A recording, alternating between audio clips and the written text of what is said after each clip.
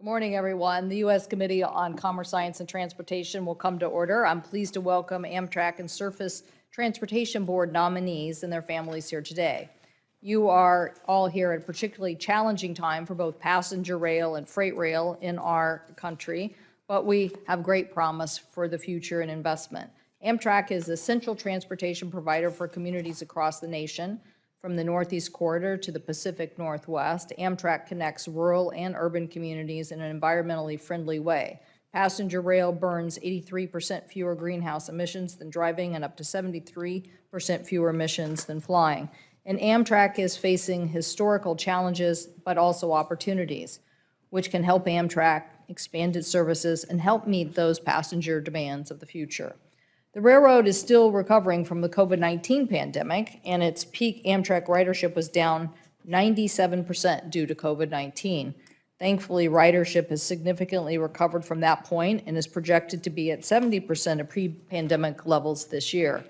However, Amtrak still struggles to restore routes where service was reduced during the pandemic. This includes the Amtrak Cascades route, which will have service partially restored from Seattle to Vancouver, British Columbia later this month, but it needs to be brought back to full pre-pandemic service levels.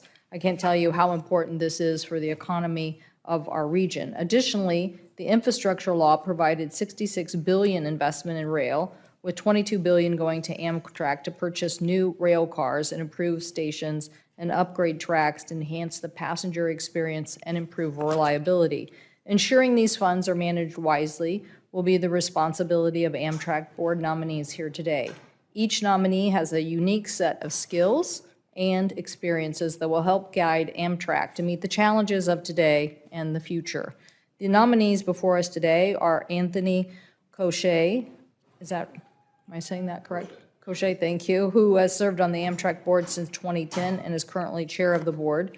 Mr. David Coposy, who is former director of U.S. Access Board and will ensure Amtrak is meeting its responsibilities to provide quality service to people with disabilities. Mr. Chris Coos, who was nominated for this role last Congress and currently serves as mayor of Normal, Illinois, which is served by Amtrak's Cardinal route.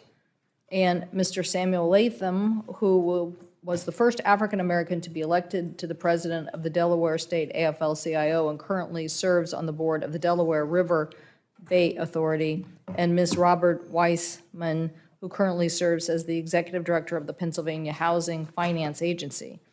Lastly, Mr. Robert Primus has been renominated as the member of the Surface Transportation Board. This Surface Transportation Board provides critical roles in overseeing our freight rail industry, which is currently struggling with nationwide service issues caused by pandemic, issues of disruption, increased freight demand, and labor shortages.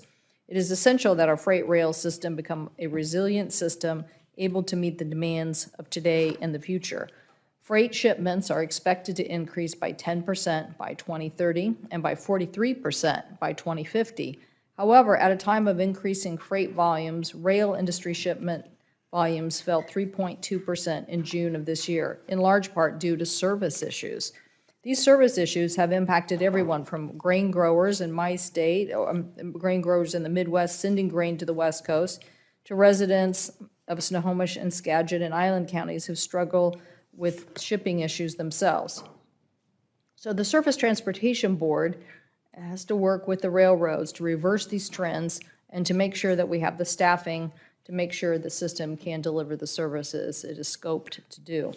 Thankfully, Mr. Primus has already proven himself to be an effective board member over the past 2 years and has worked to ensure that disputes between shippers and railroads are handled fairly and transparency while pushing the board to meet the rail industry's present-day challenges. So I look forward to hearing from all the nominees about the challenges we face in our rail transportation and meeting the needs of the American people. I'll now turn to my colleague, Senator Wicker, for his opening statement. Well, thank you, Madam Chair, and let me say that I agree with every